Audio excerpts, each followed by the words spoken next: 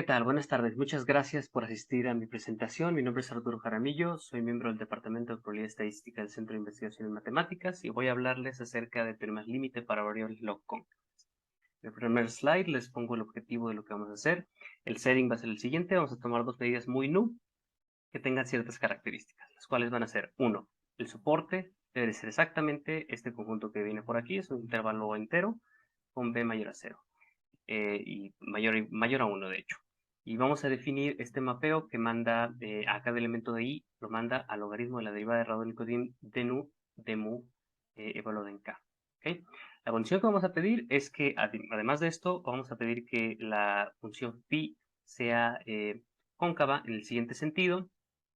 Aquí les puse la definición, es la definición clásica de análisis con un pequeño ingrediente adicional que nos pide que los argumentos que le pongamos adentro de la phi tengan sentido, es decir, que estén dentro del dominio i.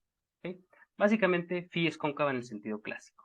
Entonces, bueno, este tipo de objetos, estructuras han sido estudiadas ampliamente en el caso, por ejemplo, cuando mu es una medida de contar y han sido útiles para demostrar desigualdades de concentración. Nosotros vamos a ir en una dirección distinta en esta charla. Vamos a ir en esta dirección. Si tenemos todas estas propiedades, ¿cómo podemos cuantificar la similitud que pueden tener mu y nu con respecto, por ejemplo, a la distancia en variación total? Otras distancias podrían ser interesantes, pero nos vamos a enfocar en esta. ¿Okay?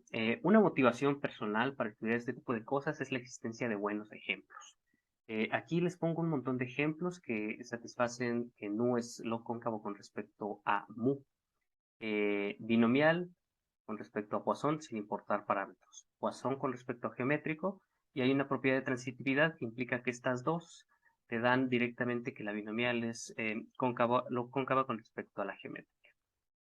Hay algunos ejemplos un poquito más elaborados, que son que algunas, no todas, pero algunos casos especiales de ecuaciones compuestas son lo cóncavos con respecto a geométricos, y un primo de este ejemplo podría ser una geométrica compuesta, que se define como suma de variables aleatorias geométricas y pero con el sumando siendo aleatorio, satisfaciendo unas propiedades adicionales, por eso lo puse casos especiales. Eso es lo cóncavo con respecto a la geométrica. Y finalmente tenemos un ejemplo que me gusta mucho, que es la suma de Bernoullis independientes no idénticamente distribuidas necesariamente, y eso es lo cóncavo con respecto a la distribución Poisson. De hecho, hay un paso intermedio del que voy a hablar un poquito más adelante, que es lo concavidad con respecto a la binomial. Todos estos son ejemplos probabilistas y son muy clásicos. Hay unos, los dos siguientes que les voy a poner, no son tan clásicos, pero de igual manera satisfacen condiciones parecidas. Y las voy a explicar más adelante. Uno tiene que ver con volúmenes intrínsecos aleatorios, la medida de referencia, voy a llamarle a mu la medida de referencia, va a ser Poisson, y matroides aleatorios nuevamente con la distribución de Poisson. Por el momento no he definido qué es esto, pero lo voy a hacer más adelante. Aquí están los ejemplos. Un poquito de antecedentes acerca de esto. Miren, exceptuando los volúmenes intrínsecos y los matrices aleatorios, todos estos ejemplos han sido estudiados previamente mediante dos técnicas principalmente. Existen más, pero para esos dos ejemplos han sido particularmente exitosas las funciones características, la inversión de Fourier y el método de Stein, que consiste en una serie de herramientas para estudiar distancias mediante operadores de diferencias o a veces operadores diferenciales en el caso contigo. Bueno, no es evidente cómo usar estas técnicas en el contexto del problema que les puse al principio, y en particular para los dos ejemplos que puse al final, no es evidente en lo absoluto. Se requiere normalmente de conocer estructuras de dependencia, lo cual es un poquito engorroso en este caso. Entonces, bueno, no tenemos eso, pero bueno, tenemos una propiedad buenísima, que es la de la concavidad. Entonces, lo natural sería estudiarlo mediante propiedades de convexidad. Y esa es la propuesta que hacemos y funciona bastante bien. El resultado principal, ya se los puedo poner en este momento, es una especialización de un resultado que pusimos, que elaboramos James Melbourne, mi colega también del Centro de Investigación en Matemáticas, y yo, y consiste en lo siguiente. Vamos a agarrar muy nu como antes, completamente como antes, y nada más le vamos a agregar una condición adicional que les prometo que no va a ser la gran cosa para las aplicaciones, que es que satisfaga esto. Si se piensa en esto, es nada más que el cociente entre mu de 0 entre mu de 1 sea igual a nu de 0 entre nu de 1. Es decir, como que agarramos un grado de libertad, de cierta manera, de la flexibilidad que tengamos sobre mu y nu. ¿Okay? Si esto pasa, si nu es lo cóncavo con respecto a mu y satisface eso, entonces tenemos una cota para la distancia de variación total entre mu y nu. La distancia de variación total la definí por acá. Y la cota es súper limpia, es simplemente esta expresión que se ve evidentemente que es fina, porque pues, si desarrollamos esto, nos queda nu menos mu evaluado en 0, con una constante, lo cual evidentemente es más chiquito que la distancia de variación total. Y además, como parte de nuestro resultado, vemos que este cociente es mayor o igual que 1, de manera que ni siquiera necesitamos poner valor absoluto ni nada. Es una cota muy limpia y créanme que la prueba, de hecho, también es muy limpia y se puede utilizar para, en el contexto de todos los ejemplos que les puse previamente. Ahora, hay por aquí seguramente algo sospechoso, ¿no? Porque si es fácil denunciar, te da algo poderoso, está fácil de probar y te da ejemplos, hay algo raro, ¿no? Lo que está viendo raro es que estamos pidiendo una condición muy, muy delicada que es la log concavidad. Entonces, podrán decir, pues necesitas probar eso, está muy difícil, no quiero saber de tu problema. No, no, no, no, no. Ha habido una serie de esfuerzos de muchísimos matemáticos que han estudiado ya la log concavidad de varios ejemplos. Entonces, la idea es que este teorema sirva como una especie de conducto en el que podamos traducir la serie de resultados que ya hay en la literatura a resultados límite. Es más que nada ese remarque. ¿Okay? Déjenme decirles más o menos los ingredientes de la prueba. No es una prueba difícil, solo quisiera decirles por qué es sencilla. La prueba, perdón, adelante. La prueba está basada en una identidad elemental de la distancia en variación total que se puede escribir como esta suma que aparece en el lado derecho. ¿Okay? Si factorizamos esta mu, por ejemplo, nos queda entonces esta expresión que tenemos aquí para la distancia en variación total, la cual ya involucra a la derivada de Radon-Nikodym. Y bueno, si conocemos condiciones de concavidad para el logaritmo de esto, entonces algo natural es expresar a la derivada de Radon-Nikodym en términos de su derivada discreta que está definida de esta manera. La derivada discreta va a tener ciertas condiciones de monotonicidad debido a la condición de concavidad. Entonces simplemente, no les digo exactamente cómo, pero les prometo que es fácil de hacer.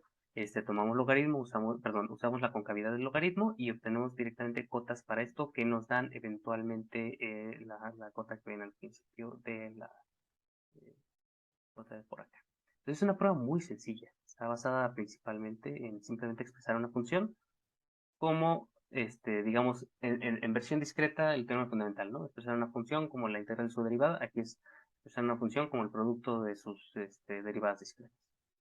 Entonces, no es tan complicada. Esto nos da directamente, este análisis nos da una cota para esta función.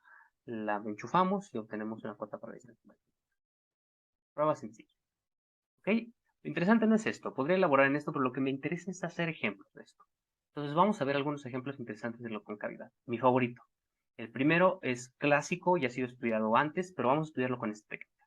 Vamos a considerar variables aleatorias Bernoullis, no necesariamente idénticamente distribuidas, pero sí independientes, con probabilidades de éxito PI, fracasos alfa I, y vamos a decir que una distribución es Poisson binomial si es igual en ley a la suma de estas Bernoullis. Bueno, en 1997 Pemantle conjeturó una serie de propiedades de la concavidad que fueron confirmadas ese mismo año por Thomas Liggett y tenemos este resultado. Les pongo el resultado aquí, lo pueden leer, pero como corolario de este resultado, que nos da una especie como de estabilidad de la log concavidad con respecto a binomiales, cuando tomamos convolución, un resultado, una consecuencia particular de esto es que esta variable aleatoria, definida de esta manera, es log cóncava con respecto a la distribución binomial. Más o menos fácil verificar esto. Entonces, bueno, agarramos prestado este resultado de Liggett, que ya nos da la log concavidad que necesitamos, lo aplicamos con nuestro resultado de por acá, ¡pum!, con una pequeña salvedad. Necesitamos, aparte de log concavidad, necesitamos una condición especial. ¿Okay? Bueno, pues en el resultado de Liggett, uno de los corolarios es que la log concavidad la podemos tomar con respecto a cualquier binomial siempre y cuando tenga la misma cantidad tenga el tamaño de muestra n, donde n es la cantidad de sumandos que tenemos. Entonces, no nos importa la probabilidad de éxito. Esa flexibilidad en la probabilidad de éxito nos permite hacer un matching para que se satisfaga esta igualdad de por acá. No es una idea muy novedosa porque recuerden que cada vez que apliquen un modelo de probabilidad a un fenómeno de la vida real, siempre hacen una estimación del parámetro, siempre hacen que el parámetro sea igual a algo que les convenga. Entonces, pues no nos sorprende que se pueda satisfacer la igualdad. ¿Okay? Como corolario de la aplicación de la lococoncavidad de Liggett a nuestro contexto, podemos demostrar que en el contexto anterior, donde Sn es una suma de Bernoullis, recordando que estas son las probabilidades de éxito y fracaso, definimos los siguientes objetos. Agarramos alfa i, le tomamos inverso y tomamos media aritmética de eso. Ahora tomamos media geométrica de eso, y una cosa hermosa es que la aproximación binomial a la binomial Poisson, a la Sn que pusimos antes, está dictaminada por esta distancia de variación total. La distancia de variación total está acotada por el cociente entre la media aritmética entre la geométrica, la potencia n menos 1. De hecho, nosotros hay un resultado clásico que nos dice que este cociente debe ser mayor o igual que 1, siempre. Entonces, de hecho, podemos obtener esto como corolario de lo que estamos haciendo aquí, ¿no? Pero de manera un poco más importante, pues esto debe de ser igual a 1 cuando estos son constantes, ¿no? Que es exactamente el caso en el que tenemos una distribución binomial. Perdón, no les mencioné, pero necesitamos elegir el parámetro de la binomial de manera adecuada. No le pongan mucha atención al parámetro. Simplemente es el único que satisface la igualdad que les puse previamente. Pero es muy interesante la desigualdad porque es creo que la primera que involucra realmente a una cota que te diga que siempre y cuando las medias geométricas y aritméticas sean la misma, bueno, sean parecidas, entonces tienes una buena aproximación. Creo que casi ninguna cota está formulada de esta manera. Entonces, bueno, evidentemente no es la única cota. El problema de estudiar el lado izquierdo ha sido estudiado desde 1991. De hecho, hay un resultado muy interesante de M que nos da cotas finas para esa aproximación.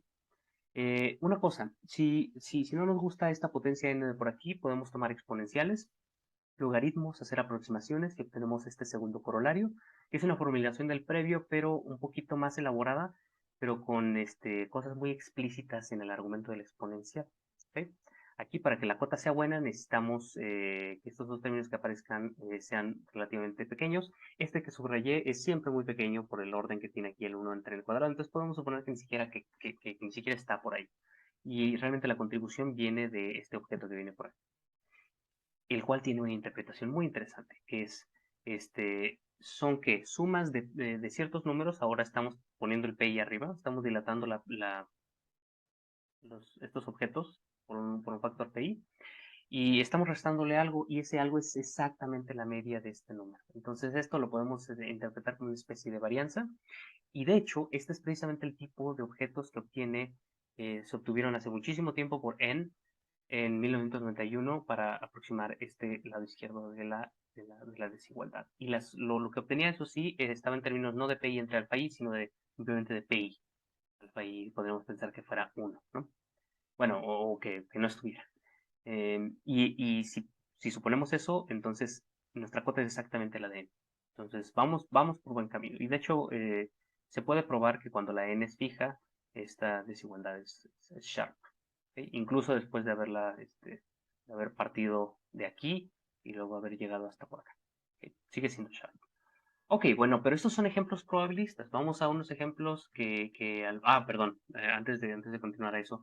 Las variables aleatorias binomiales Poisson también pueden aproximarse con las Poisson y el resultado es básicamente el mismo caminito. Sabemos que las distribuciones Poisson binomial son lo cóncavas con respecto a Poisson, la Poisson con respecto a binomial, la binomial con respecto a Poisson, entonces Sn es lo cóncava con respecto a Poisson. Escogemos el parámetro de la Poisson de manera adecuada y obtenemos una aproximación que puede ser cuantificada de acuerdo a esta cota que está por aquí, que es muy limpia, por cierto, y de hecho en la ley clásica de eventos raros, en el cual cada uno de los PIs es básicamente constante, obtenemos esta aproximación Poisson que viene aquí. No le pongan mucha atención a esta, sino simplemente a la simplificación que nos dice que el orden de decaimiento de la distancia en variación total es 1 entre n. Este orden es exactamente el orden, digamos, fino para la aproximación de la distancia en variación total. Y por cierto, una pequeña nota, este problema de aproximar Mn con Sn es clasiquísimo y está en las bases del método de Stein, en particular el método de Chern-Stein técnicamente, que son las técnicas de operadores diferenciables o de diferencias que les había platicado previamente. Todo esto fue elaborado por Charles Stein y por Louis Chen. Principalmente Louis Chen, en el caso Poisson. Ok, Entonces, estos son los resultados probabilistas clásicos.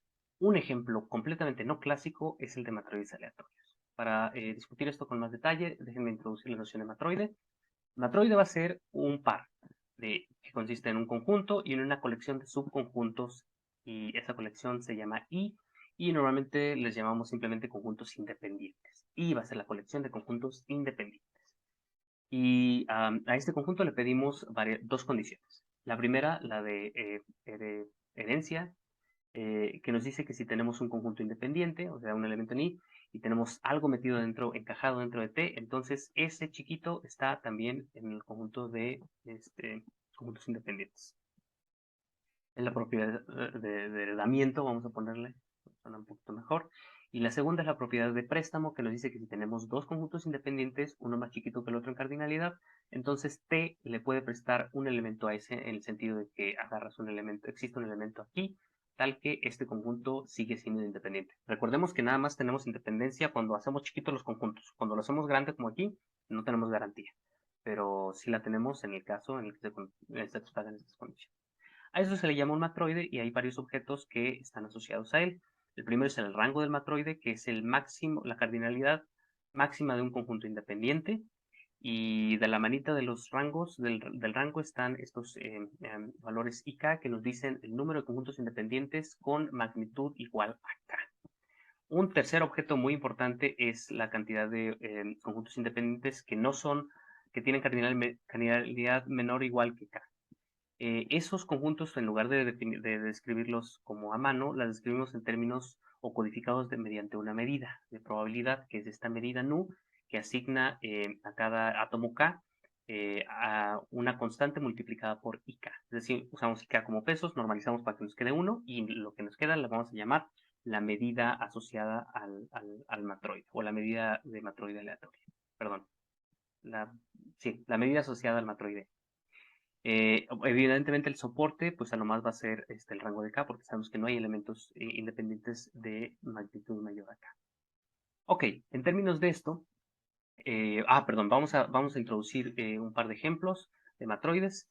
Si suponemos que X tiene cardinalidad de N, hay dos ejemplos triviales, bueno, no triviales, perdón, triviales hay muchos, pero lo que sigue de triviales va a ser el matroide uniforme, son simplecitos, el matroide uniforme en el cual declaramos que todos los subconjuntos de X son independientes siempre y cuando tengan menos de R elementos. ¿Okay? Entonces necesita un parámetro para este matroide uniforme, y el segundo es el matroide particionado, que es un primito del matroide uniforme, en el cual agarramos nuestro espacio base, lo partimos en subconjuntos C1 hasta Cl, agarramos un conjunto de numeritos que les vamos a llamar capacidades, tales que satisfacen esta desigualdad, y vamos a declarar que un conjunto es independiente si la parte que está dentro de CI tiene menos de DI elementos. ¿Okay? Ok, ya están los ejemplos. Entonces vámonos igual que antes. Vamos a ver lo que ya hicieron los otros matemáticos ilustres en el sentido de la concavidad con respecto a lo que sea para estas sucesiones. ¿Okay? En 1972, John Mason conjeturó una serie de desigualdades que aquí voy a bautizar con ciertos nombres particulares y que voy a enunciar a continuación. La primera le llamó log-concavidad. Bueno, se conoce en análisis de convexo como log-concavidad. La segunda como ultra low concavidad y la tercera como ultra low concavidad de grado dado, ¿okay? De grado N en este caso. Eh, eh, Obviamente no es evidente así viéndolo a ojo de buen cubero, pero estas tres condiciones son equivalentes, se puede probar sin mucha dificultad, simplemente desenrollando las definiciones, que esto es equivalente a que la medida de matroide, la medida nu del matroide es lo cóncavo con respecto a la geométrica, respecto a la Poisson y respecto a la binomial de tamaño n. ¿Okay? Entonces, este nos da un puente, estas conjeturas, si fueran ciertas, nos da un puente que nos permitiría probar la concavidad y así llevar la medida de matroides aleatorios al contexto de lo que ya hemos, de lo que podemos estimar, ¿no? Las distancias de probabilidad que podemos estimar. Las tres conjeturas fueron probadas en orden histórico en el 2018, las tres. Aquí está la primera lista de autores que probaron la log-concavidad, este punto número 1. La segunda lista que probaron el punto del caso Poisson, y el tercero que probó el caso binomial. Y ha habido avances después de esto con algunas desigualdades un poco más finas, pero aquí es donde nos vamos a quedar. ¿Okay? Entonces, bueno, Ya tenemos todo. Agarramos esto prestado, lo metemos a nuestra maquinita y obtenemos un corolario que nos dice que la medida de medida social matroide satisface lo siguiente. Vamos a agarrar una distribución binomial con probabilidad de éxito descrita de cierta manera en términos de estos conjuntos, cantidad de conjuntos independientes de cierta dimensión. Entonces definimos P de cierta manera adecuada. N recuerden que es la cardinalidad de X. Y ya tenemos una estimación para la distancia en variación total de la aproximación binomial a el matroide aleatorio. Entonces, bueno, eso está perfecto. La cota es bastante limpia, lo único es que la P por ahí involucra a la I1, que a veces causa un poco de problemas, y este número no siempre es evidente de calcular. Pero se puede aplicar esto al contexto de los dos ejemplos que les puse. Para matroides uniformes y particionados obtuvimos una cota explícita para distancia en variación total. No la puse aquí porque requiere cierta notación, pero es una cota fina siempre y cuando tengamos condiciones sobre los parámetros que tenemos por aquí. No siempre van a converger a lo que queremos, ¿no? Entonces, si ponemos ciertas condiciones sobre los D, sobre los S, sobre la R, obtenemos cotas adecuadas para la aproximación. ¿Okay? Todo basado en términos de esta desigualdad. Ok, un ejemplo, este es el segundo ejemplo no trivial. El primer ejemplo no trivial, no probabilista, perdón. Hay otro ejemplo que no es tan clásico en probabilidad, que es el de volúmenes intrínsecos. Esto tiene mucho más que ver con análisis convexo. Y también entra en la serie de problemas que podemos resolver con las técnicas que introduce. Introducimos el volumen convexo. Voy a poner aquí la definición formal, nada más por completitud, pero básicamente es un objeto que nos permite hacer lo siguiente. Si agarramos un conjunto convexo dentro de Rn, nos gustaría saber qué tan grande está la sombra cuando la proyectas en un subespacio de dimensión menor. Pero te gustaría que esa proyección, que esa magnitud, fuera independiente de si lo estás viendo desde acá, del ángulo desde donde lo estás viendo. Entonces, la noción, digamos, correcta para formular lo que acabo de decir es la de volumen intrínseco, que se define de la siguiente manera. Definimos unas constantes de cierta manera, los vamos a llamar capas, son los volúmenes de las bolas solitarias. Vamos a definir PJ como la proyección sobre cualquier espacio de dimensión J de Rn, que escogí esta en particular. Y finalmente consideramos una matriz aleatoria con distribución de Haar sobre las matrices ortogonales con determinante 1.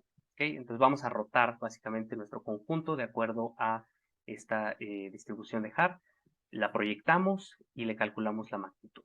¿Okay? Y finalmente tomamos un promedio sobre la distribución de Haar.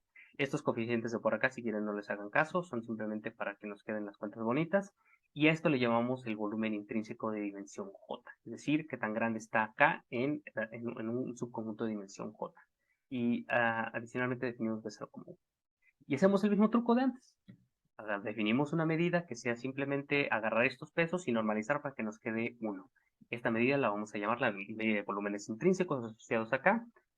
Un typo por aquí, por cierto, esto debería ser BJ de K. Y bueno, ya tenemos una medida.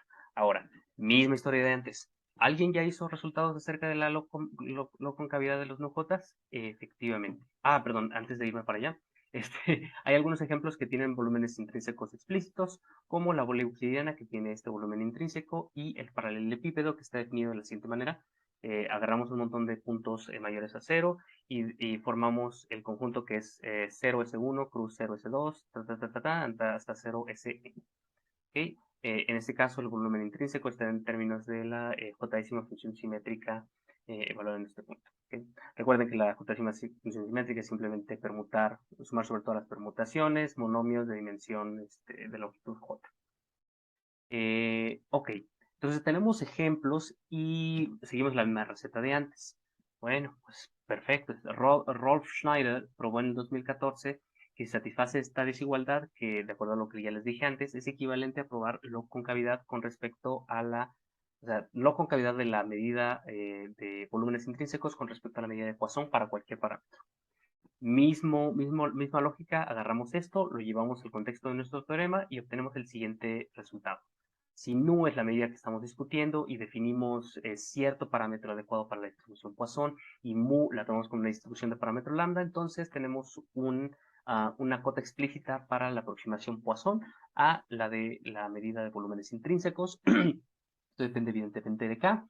Y para ciertos K particulares obtenemos, por ejemplo, cuando tienes paralelepípedos o algunos conjuntos un poquito más generales, tienes una ley de eventos raros para la medida de volúmenes intrínsecos. Aquí les puse la ley de eventos raros a la que llegamos. Lo puse un poquito más general. Si tenemos cualquier sucesión de convexos en un espacio chiquito, RD, donde es chiquito y simplemente vamos a agarrar cruces, ¿no? Productos cartesianos de estos conjuntos, digamos, chiquitos convexos. Entonces, la distancia en variación total de lo que obtuvimos antes, de sustituir K igual a esto, está dado por esta cantidad, lo cual es muy parecido. Si piensan, o sea, básicamente esto es el mismo orden de lo que venga dentro de esto, ¿no? Entonces, alrededor de cero. Entonces, esta es una expresión que aparece muy frecuentemente en la ley de eventos raros cuando aproximamos ensayos Bernoullis con Poissons.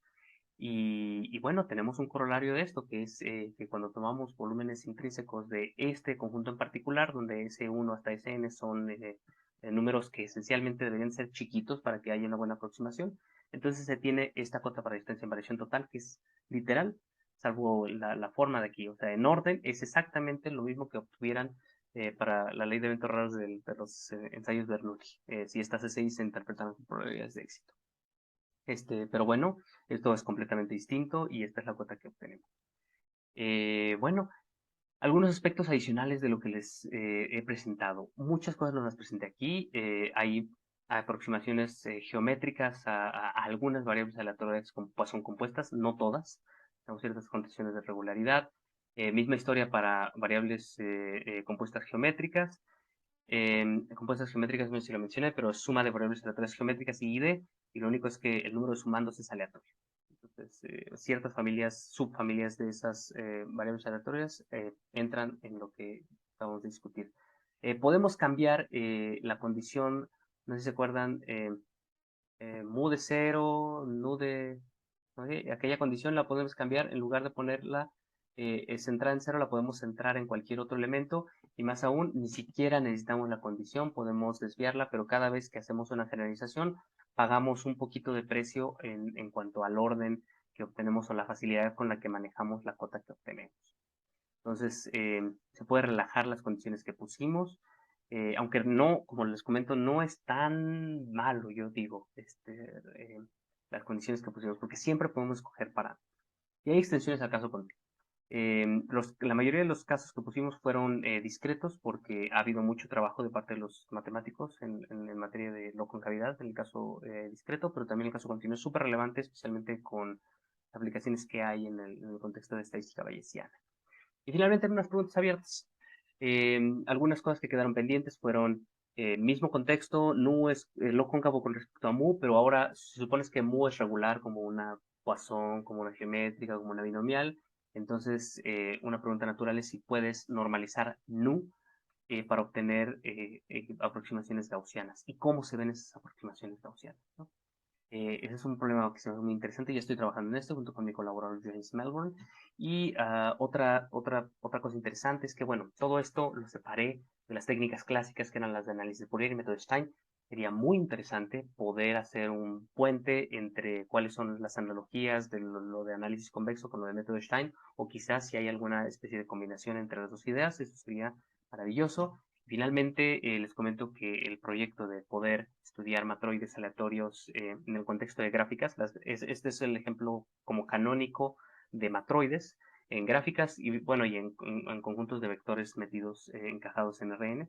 Pero el conjunto de gráficas, las gráficas se les puede dar una estructura de matroide, y en este momento estamos trabajando en aplicar los resultados a ciertas familias de gráficas con estructura de matroide. Y pues muchísimas gracias por la atención. Espero con mucho gusto ver las preguntas que puedan tener en la sesión en vivo. Un saludo.